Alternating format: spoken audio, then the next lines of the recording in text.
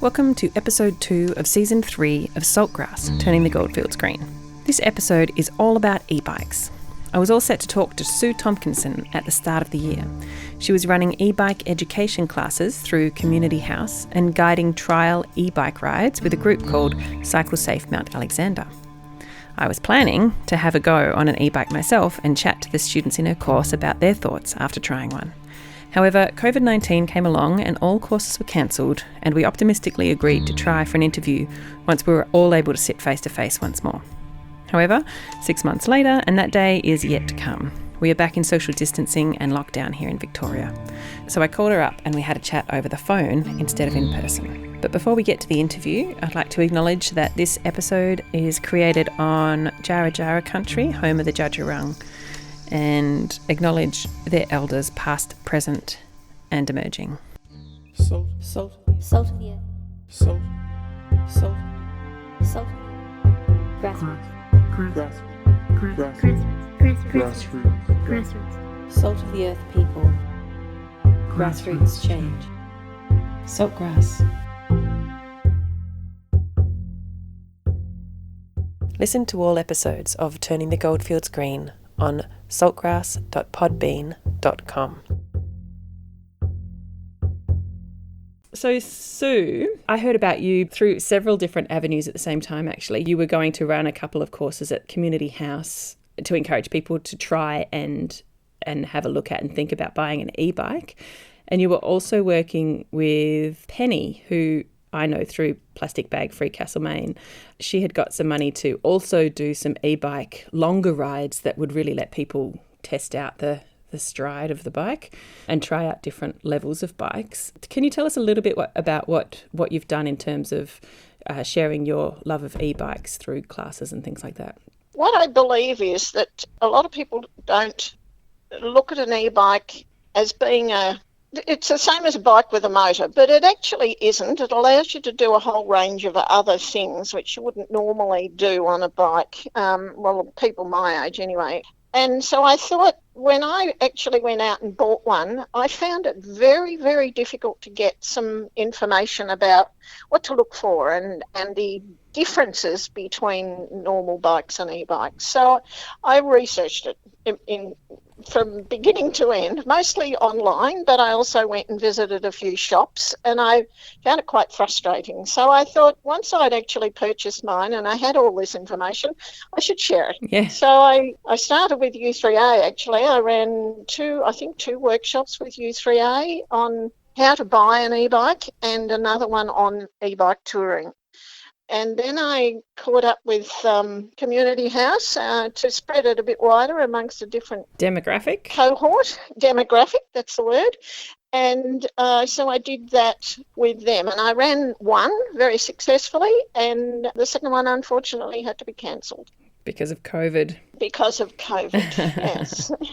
Yes. So that was the first step into this. And then I met Penny at the workshop. She came to see me and we started with a couple of rides before COVID came along and they were great. We had a good time, went on a couple of sort of 20k rides around the district here that I had done before. Was that just the two of you then? No, there was the first one we had 3 people I think and the next one we had about 8. So great. And I've since actually running these workshops, and I don't think it's anything to do with me at all, but if you now look around outside and every time I look I see another e-bike. I saw 2 this morning when I was out walking. They're everywhere now, which is great. Yeah. Because Castlemaine is ripe for it because it's hilly. It is hilly, I know. I used to be a keen rider in Melbourne and I'd ride to and from work from an outer suburb into the city and back again, and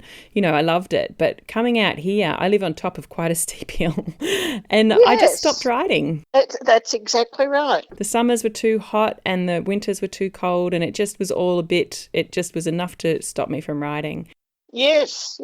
What took you to e-bikes in the first place? What made you consider them? I've got older. I used to ride a normal bike, and I did that up until I hit here in Castlemaine, and I had it here. I tried to ride it a few times and realised it just was too hard.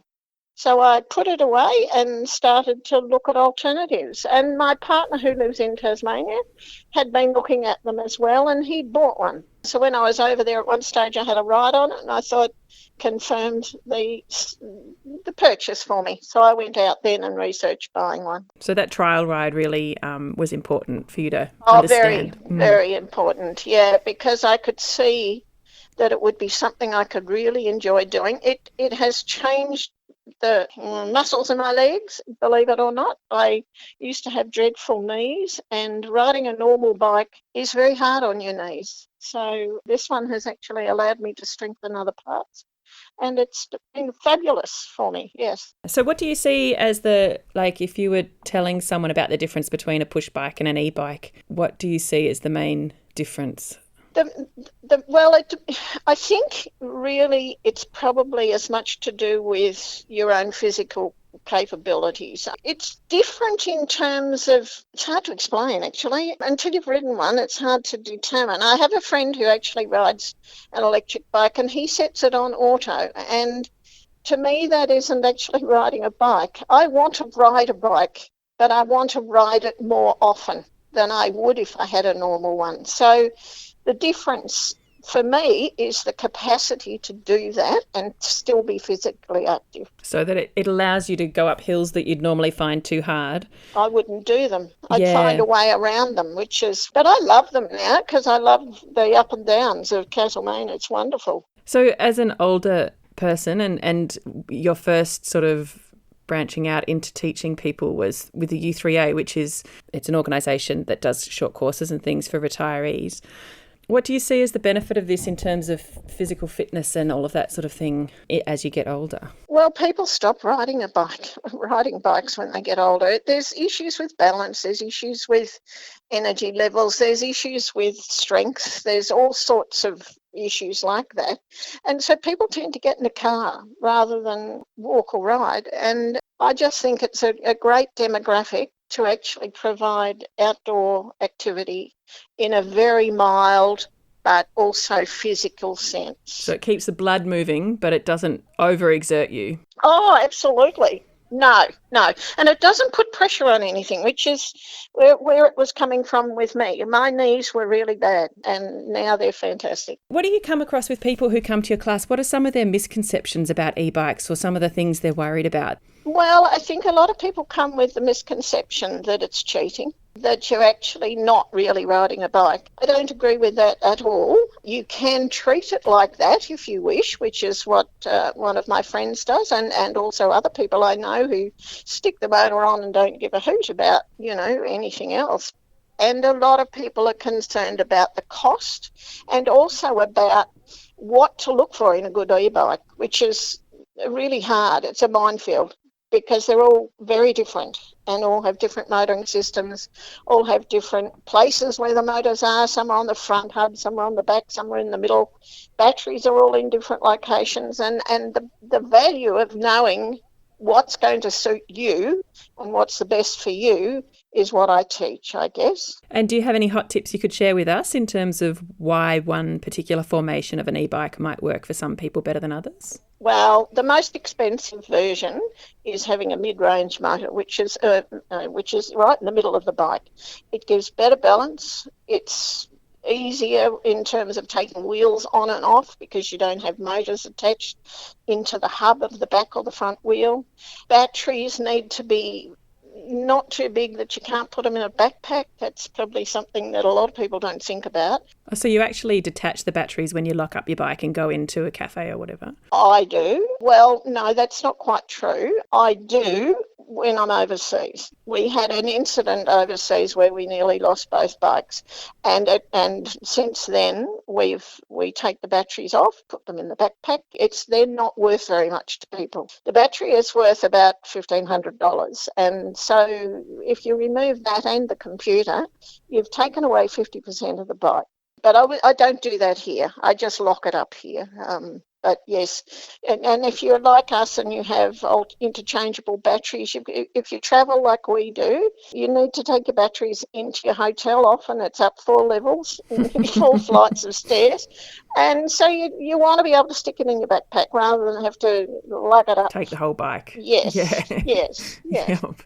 You said that was one of the more expensive ways of doing it. And I have seen battery packs on the rack at the back, over the back wheel. Yes. Does that prevent you from having things like panniers and other carrying things? No, you can put anything you like on. It's positioned in a place where it has no effect on anything. It just makes the back of the bike very heavy. And so when you're lifting or when you're moving it around in any way, that back part is really heavy. A lot of the cheaper bikes have what they call a hub motor on the back and a rear battery like that. And if you try and lift the back of it, it's just incredible because everything is on the back.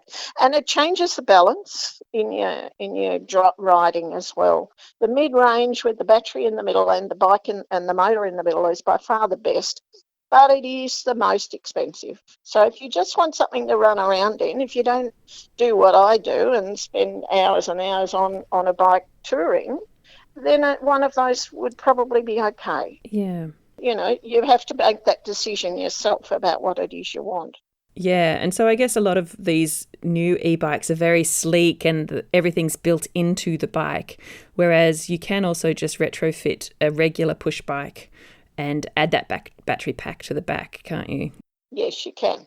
Yes. And it's a cheaper way of doing it, but it's only a cheaper way of doing if you know what you're doing. If you actually have to get somebody to retrofit your own bike and you pay somebody, it's about the same price as an e-bike. If you can do it yourself, that's a great way of getting yourself motorised. And so as a sustainability-focused show, I was interested in the idea that you said that, you know, as you get older, and even like myself as an example, if I had an e-bike, I really would not be in the car as much because I love riding, but I do find that the hills and everything and the weather can be a bit much. Whereas if it's really, really hot, I would still take my bike out if I knew I wouldn't have to puff up some major hills. Yes, yeah. Well, there was a really good survey done by the Oregon University in America precisely about that. The analysis of what came out of that was that people ride more often if they have an e-bike than they do if they didn't, because you have a look around here in Castlemaine, you'll find everybody has a bike in their shed, but they're not using them. Yeah, absolutely. But what you're seeing out on the road are the e-bikes. And that's why I'm seeing them now here in Castlemaine. Not just that I'm looking for them, which I do anyway, but I think everybody who's got an e-bike has also got a real one in the backyard and their shed, and they're not using it. So to me, here in Castlemaine, that part of it is really important. I'd love to see everybody on one. Sustainably, it'd be fantastic. Yeah, yes. Absolutely.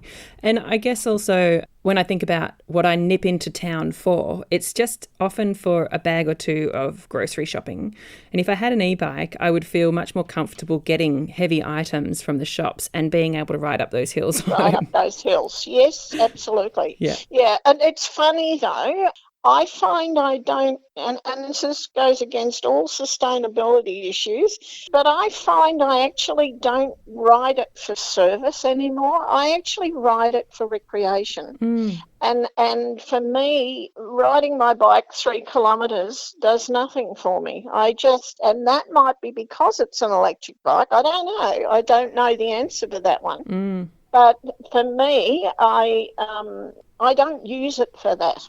So to feel that joy that you love to get out of riding, it doesn't happen when you're doing a short ride? No, it doesn't. Not for me. It doesn't for me. But it is interesting. I spoke with somebody who'd bought an e-bike, and I think they were on one of the rides, the second ride, and I said to them, so why did you buy one? What was your reason for buying it? And they said, well, we thought we'd use it to, do the shopping and do all of that. And I said, and how do you feel about it now? And she said, we're finding we're changing the way we ride. And I said, are you using it more for recreation than you would for the other? And she said, yes. And I think for her, the same thing will occur. She'll take the joy in riding and do it further, rather than just the little short distance ones, which goes against that sustainability stuff. But I don't know how you'd change that. There'd be people like you who we would do that and would continue to do that, I guess. I think if it keeps people busy and keeps people on their bikes, because for recreation, for example, someone might drive out to the res out here in Castlemaine, which is a beautiful water body, and have a walk around the res. But if they enjoy their bike and they do it recreationally, then they might ride to the res instead. Absolutely. So I think it still would help with the carbon problem. I'm sure it would. Yes, I'm sure it would. Yes. Do people have worries, especially with those longer rides, of how long the battery will last or anything like that? What's the issue there? I guess most people don't understand how the battery works, and the fact that if you watch and monitor how you're using your battery, you'll start to learn that. And one of the reasons for the rides that Penny was doing, or that we were doing, was to actually help people through some of those things and to teach them as they go. And a couple of the people on one of the rides, the second ride I think, were afraid to put their engine up. So they were struggling to start. They were struggling up hills, and they just didn't know that if you just put it on for a second to get you up there, you can turn it back off again. You don't have to just ride at with the same motor and at its lowest. You don't have to be cautious with it. No, you don't. You don't. Most batteries will take you at least 40 k's, but if you want to go further than that, you need better batteries, and you need to know how to use it. Or have a second battery that you can sub in and replace the first one with. Yes, absolutely. I think when I've tried e-bikes, I have realised that it really is a very different way of riding, and that I would really want to practice before I hit the streets, because with a push bike, you're used to the amount of power that you put in is exactly how much oomph you get with the bike. But with the e-bike, it's really disconcerting that the bike just keeps on going and it's not parallel to how much energy you're putting in. Yeah, well, you don't have to do that, and that's how you learn to use the bike for yourself, how to do it. And yes, you're right. The more you ride it, the better, and you understand that. I mean, I ride it now to, as I think I said before, maximise the battery capacity and my own energy in terms of I want to get an exercise. So I don't use the engine in the way a lot of people do when they first get on. They get on because it's got an engine, and then they just don't think about anything else. But then there's other people who refuse to use it unless they really need it. Yeah, well, I guess it's all about finding the balance that works for you, isn't it? It is. Yet again. It is, yeah. Yes. And learning that. I've had my bike now for 4 years. I'd even be a bit more than that now. And I know it. I know exactly how to ride it. I know when to use the gears, when to use the engine, when to use my energy, all of those sorts of things. It's almost symbiotic. It becomes like driving a car, I guess, similar style. But you need to do it for a long period of time. Going down to the shops and back again, you don't learn that. You need to actually get on it and ride for a distance and explore it, which is what the rides that Penny and I were doing was all about.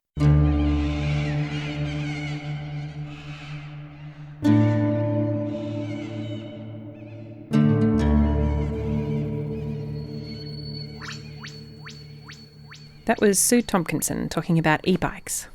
Now I have a couple of lovely locals who have been riding e-bikes around town. Lucy has only just gotten hers, and Euan has had his for over 8 years. So, Lucy, you've recently purchased an e-bike. Can you tell us a bit about your bike?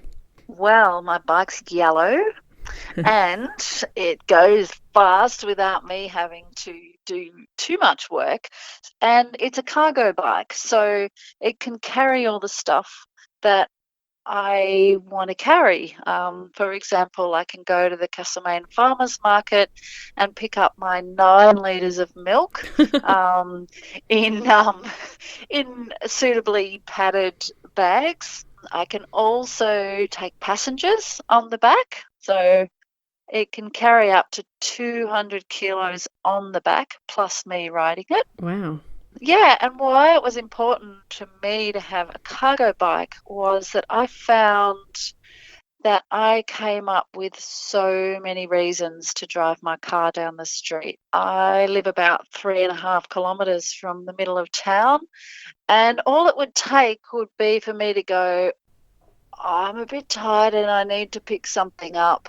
Yeah, it's going to be hard to put on my bike I think I'll just take the car. Yeah, I know that story really well.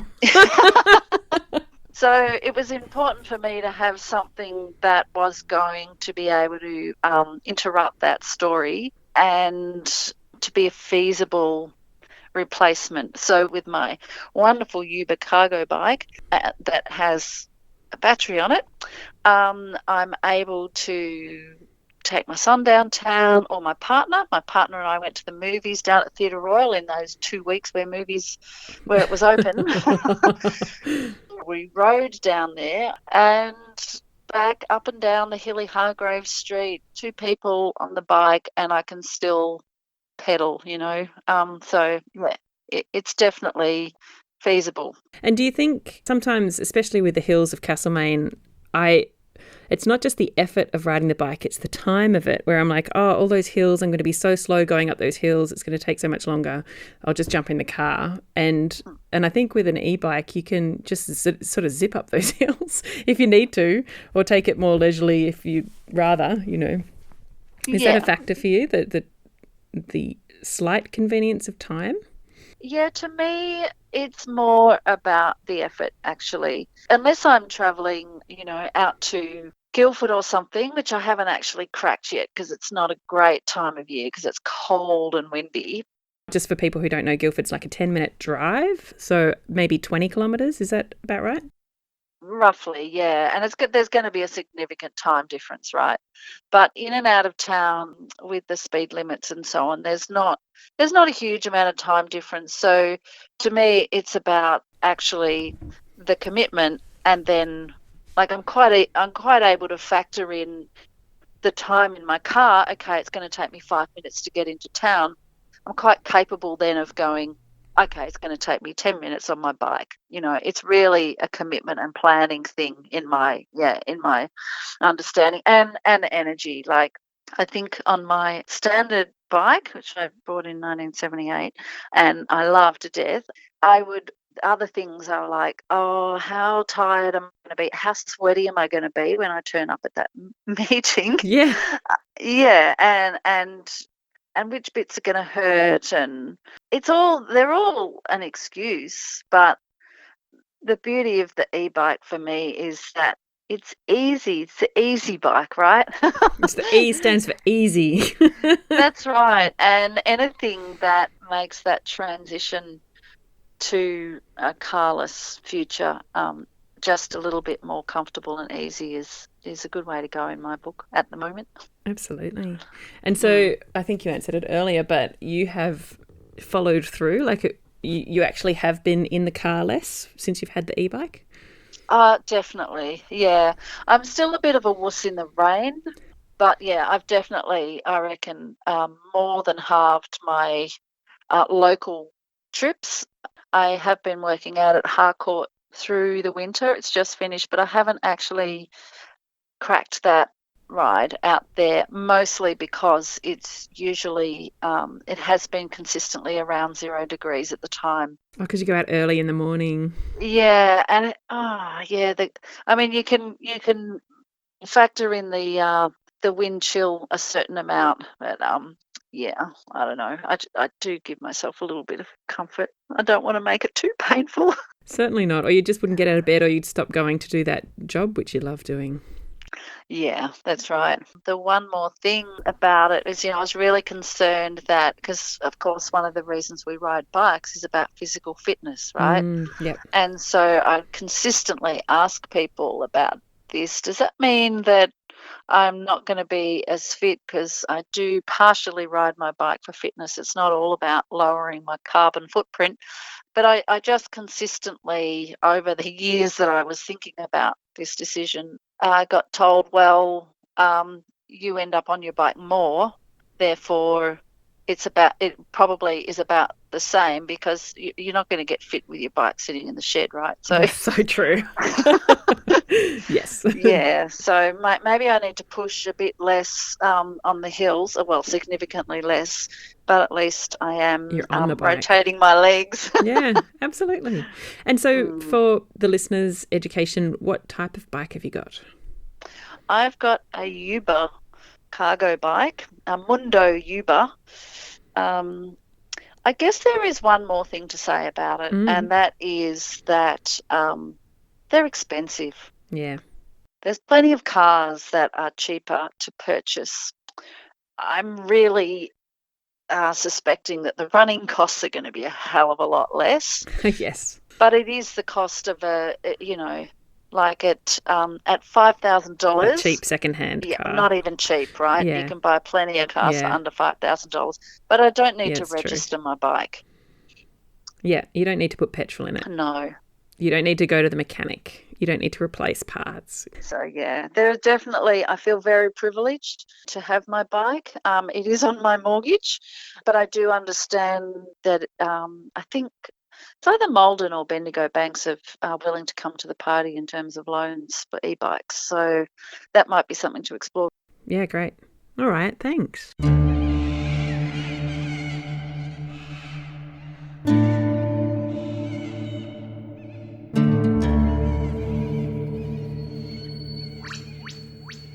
The electric bike that I got was through a community bulk buying group, similar to like what the MASH do for solar panels.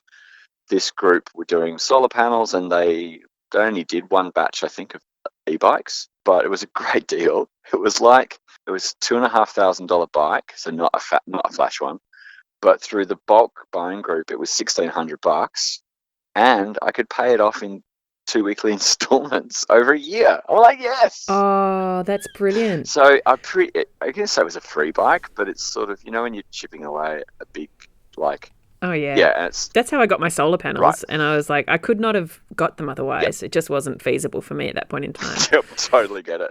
So yeah, so that's how did that. That's how I got the bike. Yeah, cool. And so when was that? How long ago was that? 8 years ago. I know that because my son was just about to be born. Yeah, right. So that's how I know how I can track the passing of time. Yeah. And so you've seen the technology change, but obviously your bike is still standing you in good stead. Yeah.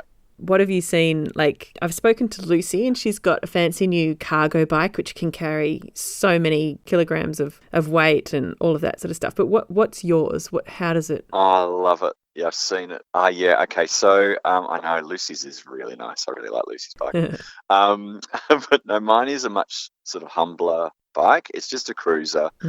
Kind of thing. I don't know, like it's a half step through frame, so it's kind of like gender fluid. Yeah, cool.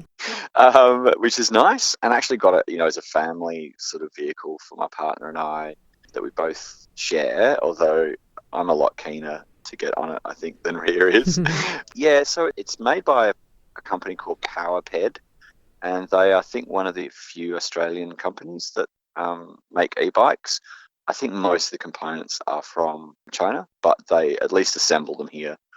And PowerPed aren't like a big famous brand, but they do all the postie bikes. They're the guys who do the posties. Yeah, right. So it's more of a utilitarian sort of, it's a workhorse. It'll go forever. Yeah, it goes forever. And I have done 10,000 kilometres on it, Wow. Mostly just commuting around, picking up children, picking up shopping, grabbing some beer from the shop, coming back again, 10,000 Ks later. That's huge. Yeah, and I've got a little connector on it to put a trailer so I can shove a child or two in the back shopping. That's great. Whatever. Yeah. That's really versatile. I can pick up like bales of hay and stuff in it, which is pretty funny. That's brilliant. Yeah, so that makes it really good. And your bike can carry a trailer? Like, I know that some bikes may not be. No, it's very strong frame. It weighs a ton. The thing is 25 kilos or something, the actual bike, including the battery and everything. But I mean, I think they make them like that so that they can handle the torque, like the acceleration, because this thing flies. It's really fun to ride. So the welds are really heavy. Everything on it's heavy. But when you've got the electric assist, you don't feel that. It's like you've got the best gears in the world. And I barely notice the trailer behind me, especially if I'm on the flat and there's one kid in it. If there's two kids in it, it gets a bit heavier. Have you ever had to replace the battery or anything like that? Yeah, I did. I replaced the battery at about 8,000 Ks or something like that, and it wasn't cheap. I actually kept the old one because I'd like to figure out how to refurbish it, because apparently you can buy the individual cells, like the little blue cylinders on eBay, and then you can kind of rebuild your old batteries again. But And then you'd have a spare. then you'd have a spare, and then you're kind of more sort of self-sufficient. Because, I mean, most of the tech in an e-bike is just bike tech, so it's easy. It's wheels and gears. It's not actually the battery. It's wheels and gears. You can do most of it yourself. The only weird bits are the controller, really, and the battery. Even the actual electric motor is very straightforward electric motor technology. There's nothing much fancy about it. My one goes in the wheel. The motor's in the front wheel, in the hub, not in the crank. And that's what I've seen a big shift over 8 years or whatever, is a lot of the new ones I see, the electric bit is in the crank where you pedal, which is apparently more energy efficient. But also yours does the job, so it's fine. Look, each to their own. Everyone has their own preferences. I does the job, and I'm like, yeah, whatever. It's old, and but I love it. Yeah, and he's got a name too. I call him Pablo. That's great, Pablo. Pablo. Brilliant. Yeah. So, with your 10,000 kilometres of riding, have you calculated what that saved you if you had driven instead, or how many carbon miles you've saved? I don't even know how you describe that. I have no idea how you do that. Because I just wasn't really a driver anyway. Sure. I kind of went from push bike to e-bike. And I still have my regular pushy, and I still ride that. In fact, now you're getting into the detail. Yeah. When it gets really cold, I often ride my old bike, my regular push bike. So you have to work harder and you'll stay warmer. Because you get warmer. But in summertime, like it's 35, 38 degrees, there's no way you're going to catch me on a regular push bike in Castlemaine. That's like suicidal.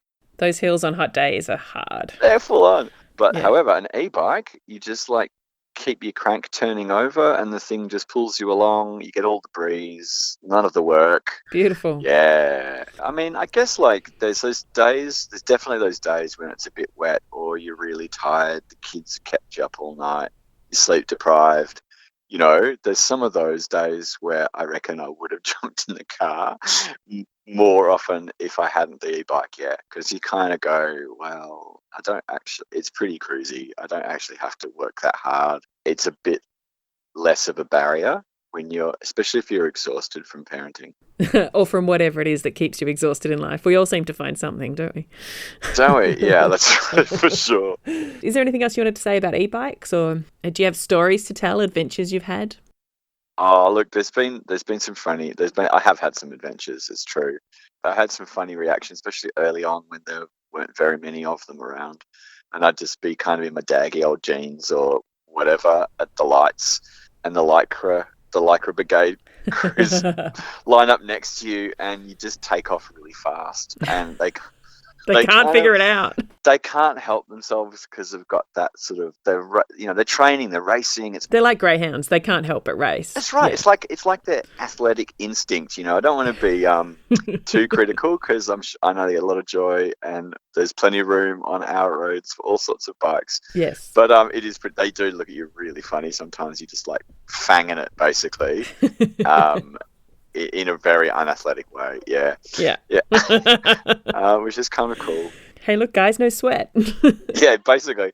And yeah, look, one thing I really like about e-bikes that it took me a while to figure out is because they're heavy and you've got really good acceleration, you often ride with more road presence and confidence than you would on a regular bike.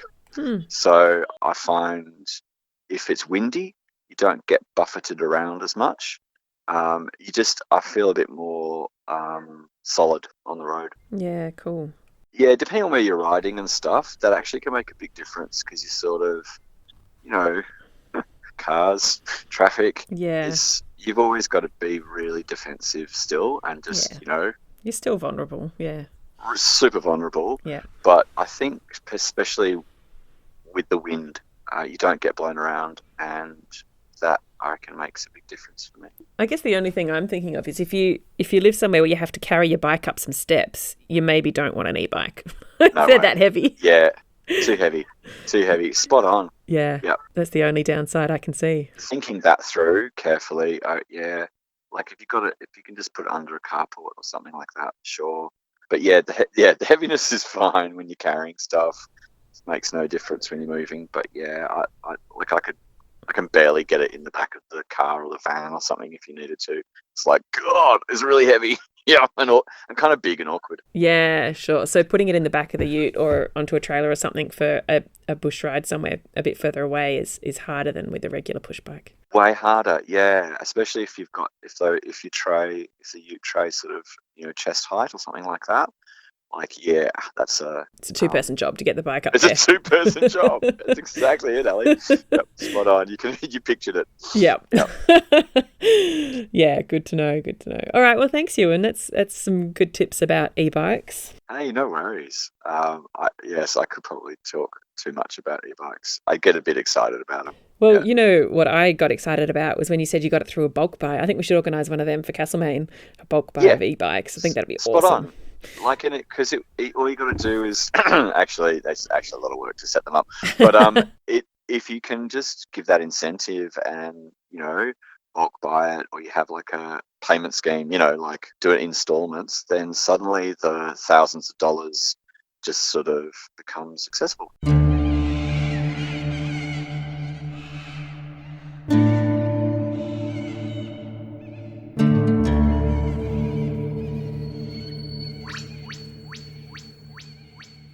That was Euan and Lucy, each talking about their own personal experiences with their e-bikes. But now back to Sue, to find out a little bit more about her life and her adventures on 2 wheels. And she also talks to us about a website she's been setting up to help people make the most of bike trails around Victoria. So you said that you have done some long bike tours internationally. And obviously, if you've only had your e-bike for 4 years, you've done a lot of this by pedal power. Yes. Can you tell us a few of your adventures or where you've been? Well, we've done 2 years so far. We had another one planned this year, which we couldn't do. The first year we explored the northern part of Spain and Portugal. We flew into Paris and rented some batteries, which was really lucky. I found somebody who would do that because you cannot take the batteries on the plane. So you could take your actual bike, but just not the batteries. Yeah. I resourced somewhere where the guy would rented them to us for 6 weeks. So we did that and then brought them back after the 6 weeks. And it was just awesome. It was just the best trip. It was hot and it was cold and it was wet sometimes, but we travelled something like 1,200 kilometres, I think. We went down we caught the train to the Spanish border and rode across the north of Spain, out further to the west along the west coast and down into Portugal, and then rode back. We rode back to the border. So it was a return trip. We took occasionally a couple of trains where it was impossible to get distance, but that's easy to do in Europe. You just stick your bike in the car on the train. In Spain, it's any train is available pretty much. And then last year, we flew into Prague and rode across Czech Republic into Poland up as far as Warsaw, then rode back a different way to come back into Prague. Then that was fantastic, absolutely amazing. That year we purchased, at the end of our ride, we couldn't find anywhere in Prague that would rent us batteries, but there was a guy who said he would sell them to us and provided they were okay when we came back, he would buy them back. But the price he was prepared to offer us wasn't sufficient. So they're now in Germany with a friend of mine, hopefully sitting there waiting for us to come back, because we figured it was worth keeping them. Even if we only ever get one more ride out of the batteries, it was worth doing. So last year we were supposed to fly into Germany, and we were going to come down through part of Germany, across through Poland and into Lithuania, but that's not happened. So a great way to explore. It is. And do you know if there are places that hire out e-bikes in Europe, across Europe? There's a lot, but it's almost the cost of a bike for 6 weeks to rent something. So if you've got one and you can do this, I mean, the reason we both bought this particular bike was because the battery system is a Bosch, and that's available all over the world. And we did that deliberately because we knew we'd be able to. So, yes, they are available. And yes, we've looked at them to rent because sometimes you never know whether your bike's going to get there in one piece. We've had the box break open at one stage and thought we'd lost some parts, but we hadn't. And so there's all of that. But if you price a bike for 6 weeks, which is what we always do, 5 to 6 weeks, it is almost the price of the bike. So you might as well take your own or buy one and resell it. It's just, if you're going for 2 weeks, that's fine. But they also generally aren't top of the range bikes. They tend to be bikes that are easier for them to replace. more commuter bikes. That's exact. Cheaper bikes, all of those sorts of things. Yeah, so you don't get the capacity that we need. And before you ventured into e-bikes, you'd had a lifetime of riding a push bike and doing similar tours? I had. I rode the Camino in 2003 in Spain on a normal bike when I was, well, how old am I now? 72 this year, so that's 2003. I don't know what that is, 18 years ago, when I was a lot fitter. But no, I didn't. I had an accident and broke my coccyx at one stage, so I couldn't actually ride a bike for a long time. And took to walking. So most of what I've been doing in the last 10 years has been tours the same, but walking them. Until I got my e-bike. Now I do it on the bike. Yeah.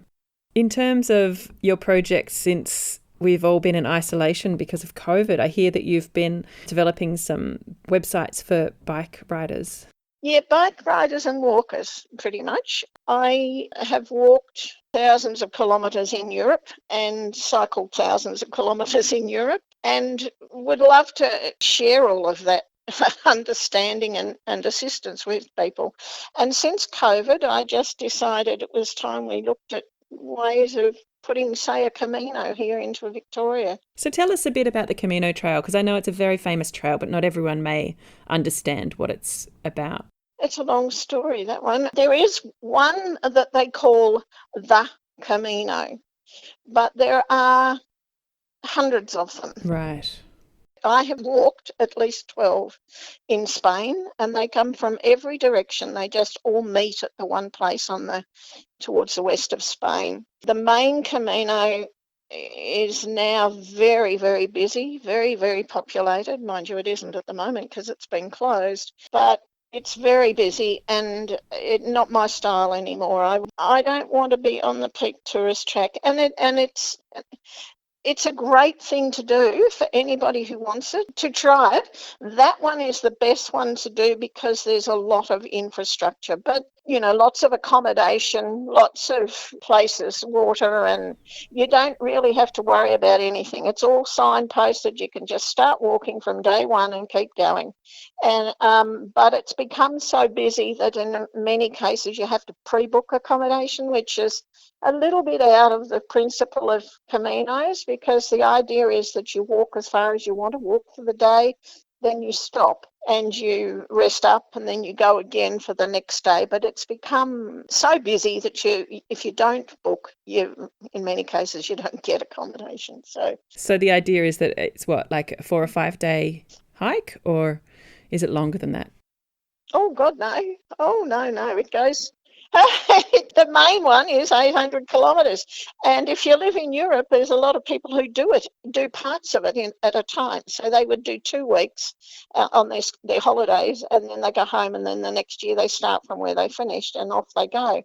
But from here, it is about 5 weeks walking. And so the equivalent, if you were to develop one for Victoria, would that be from Melbourne to where?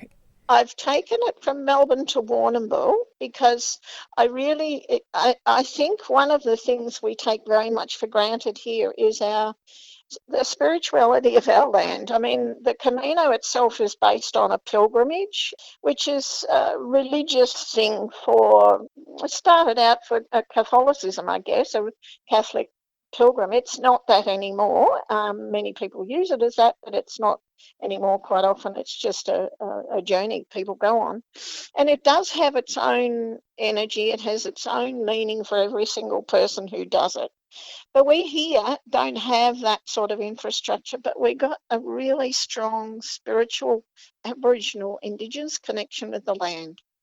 And to me, we're ignoring all of that. And so this walk takes you from the Koori Heritage Centre in Melbourne to Tower Hill, which is an Aboriginal community in just out of Warrnambool. And along the way, it picks up on any other current Indigenous stuff along the way. It like just the names of villages, towns are actually Aboriginal, and you don't really even think about it. So it raises those issues as you go, what they used to be called and why they're called that now. And yeah, it's just an interesting, I think you get to understand a place through walking. Yes, definitely.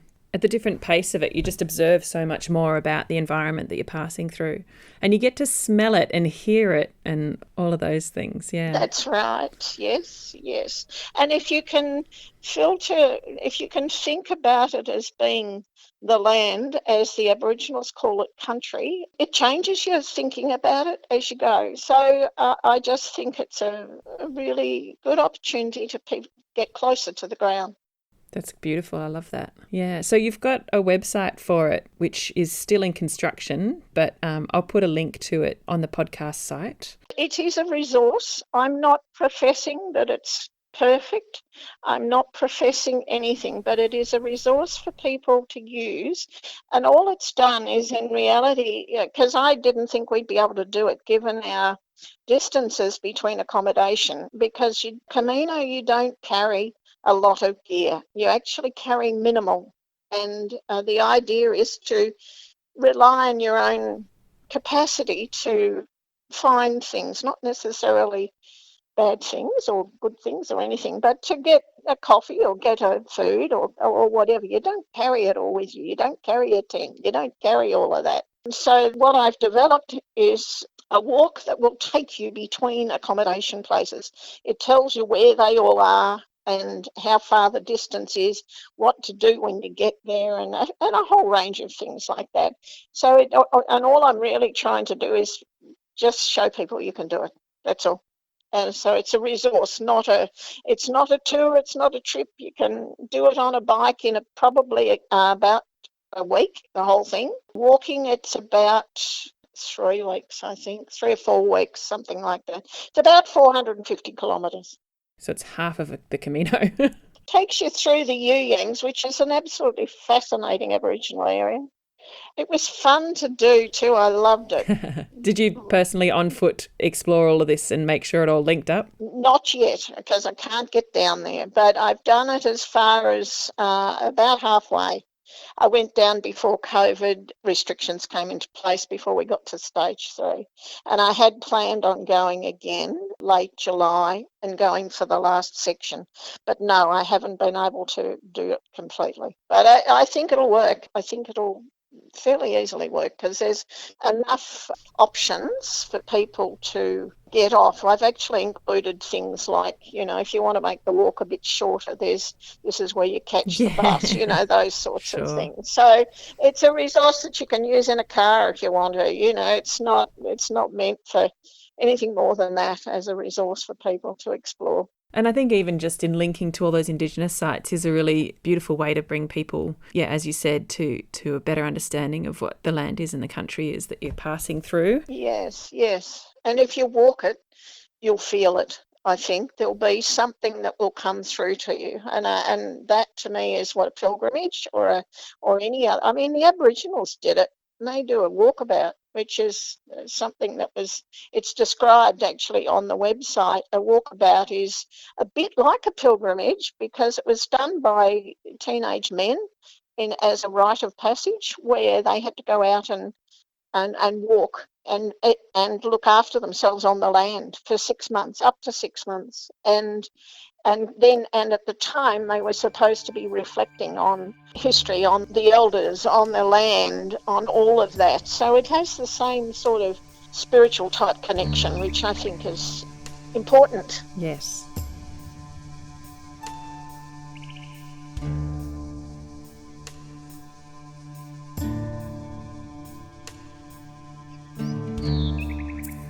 So that was Sue Tomkinson. I've put the links to her Melbourne to Warrnambool trail in the episode notes of the podcast, so have a look there at saltgrass.podbean.com.